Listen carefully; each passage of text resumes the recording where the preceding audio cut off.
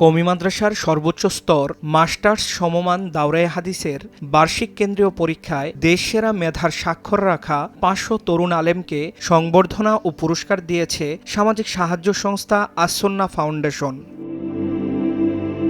রাজধানীর আফতাবনগরে অনুষ্ঠিত হয় এ কওমি কৃতি শিক্ষার্থী সংবর্ধনা অনুষ্ঠান। দিনব্যাপী এ আয়োজনে অংশ নেন দেশের বিভিন্ন বিভাগ, জেলা, উপজেলা থেকে আসা দাওরায়ে হাদিসের মেধাবী শিক্ষার্থীরা।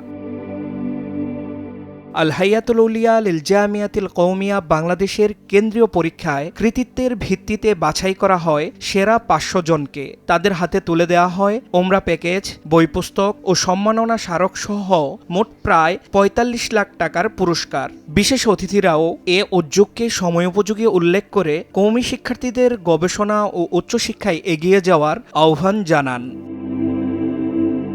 সেরা ৪ জন শিক্ষার্থী পেয়েছেন পবিত্র উমরা পালনের সুযোগ। এছাড়া মেধাক্রম অনুযায়ী বই, সম্মাননা ক্রেস্ট ও বিশেষ স্বাস্থ্যসেবা সুবিধাও দেওয়া হয়। আস-সুন্নাহ ফাউন্ডেশন এমন একটা সুন্দর অনুষ্ঠান আয়োজন করেছেন এবং যারা ১, ২, ৩ হয়েছে তাদেরকে এভাবে উমরা করার মতো একটা সুযোগ করে দিয়েছেন। যদি এইভাবে এই ধরনের অনুষ্ঠান বাংলাদেশে আরও হয় এবং তাদের মূল্যায়ন করা হয়, তাহলে বাংলাদেশের মানুষ তাদের মূল রত্নকে চিনতে পারবে।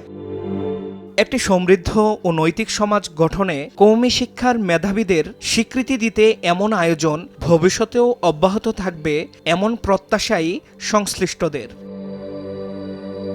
মুফতি জাকারিয়া হারুন, সময় সংবাদ।